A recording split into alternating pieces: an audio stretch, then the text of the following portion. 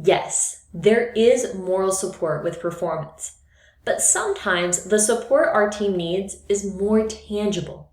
Consider these ways to better support your team.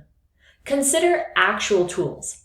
I was working with one team and we were talking about performance when a manager said, well, the executives spent a lot of money on this new resource to help us. The challenge is that the tool does not help us in the way that we need, and they get upset if we don't use it. So we spend extra time using the tool to satisfy others and still don't have the support we need to get the job done. Wow. Talk about good on paper, but not in execution. Ask your team members what their challenges are and what a successful tool would look like. For example, whenever I was HR director for a national education leadership company, I found that our recruiters were challenged in following up and keeping track of all of our applicants. They were doing their best with what they had, but it wasn't great. I discovered our recruiters were receiving paper or Google form applications and then keeping track of up to 120 applicants at one time through an Excel spreadsheet.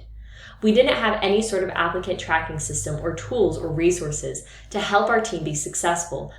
By meeting the recruiters to define what tools would be helpful and providing the right tools, we were able to decrease the stress and workload of the recruiters in addition to cultivating higher performance through better tools. You should also consider revised processes and systems. I was working with a team that had the right resources and excellent skilled team members. The process in doing the work was inefficient and prone to mistakes. By reassessing the processes and making adjustments, we were able to dramatically improve the cycle time of production. Lastly, take a look at the approaches and methods. I had a team member that understood the process, but had a difficult time in execution.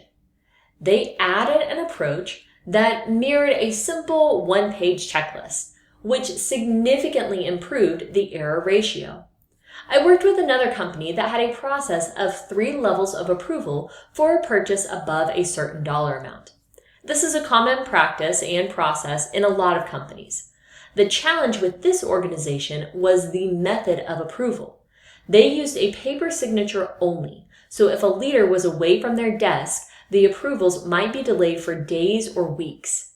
We adjusted the approach to include emailed approvals, and this improved process helped the effectiveness and efficiency of their decisions and implementation timeline.